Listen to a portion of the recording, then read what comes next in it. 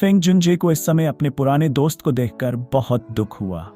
हालांकि अब पुरानी बातें याद करने का समय नहीं था। अब सबसे महत्वपूर्ण बात थी जियान की चोटें। मिस्टर याओ लाओ, जियोयान की चोट कैसी है?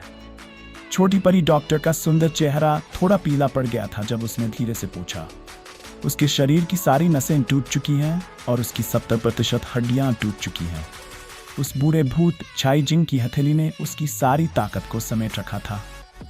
याओ लाओ की आवाज़ धीमी और गहरी थी जब वह बोल रहा था।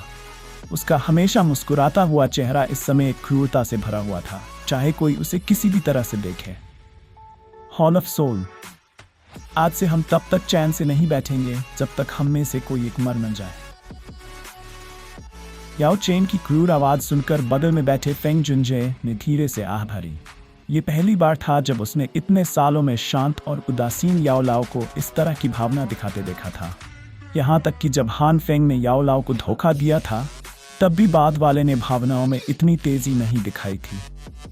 ऐसा लग रहा था कि उसके दिल में जियाओ यान का महत्व काफी ज्यादा था। याओ चेन की बातें सुनकर लिटिल फेरी डॉक्टर का पहले से ही पीला चेहरा और भी सफेद हो गया। उसका नाजुक शरीर अस्थिर रूप से हिलने लगा। बगल में खड़े जी यान ने यह देखकर जल्दी से उसे सहारा दिया। इतनी गंभीर चोट? तियान हुओ जुनजे और जियोन जान ने एक दूसरे को देखा और फिर धीरे से आह भरी। 5 सितारा डू जून वर्ग के शिखर पर एक विशेषण से पूरी ताकत से हाथ मिलाना। जियाओ यान के बारे में भूल जाओ, उन दोनों में से भी शायद मौके पर ही अपनी जान गंवा बैठे।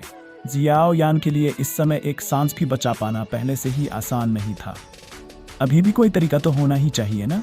क्या आप किसी को तब तक बचाने में सक्षम होने के लिए नहीं जाने जाते जब तक उस व्यक्ति की सांस बाकी है? फेंग जुनजे ने जल्दी से अपना मुंह खोला और देखा कि सभी के चेहरे काले और धुंधले थे। हालांकि बोलते समय वह कड़वी मुस्कान के साथ मुस्कुराया। वह याओ लाओ की वर्तमान स्थिति के बारे में भूल गया था। न केवल उसके पास शरीर नहीं था, बल्कि वह आत्मा के हॉल द्वारा काफी कमजोर हो गया था। जब वह अपने चरम पर था तो उसके पास उस तरह की ताकत कैसे होगी? याओ लाओ के चेहरे पर उदासी थी।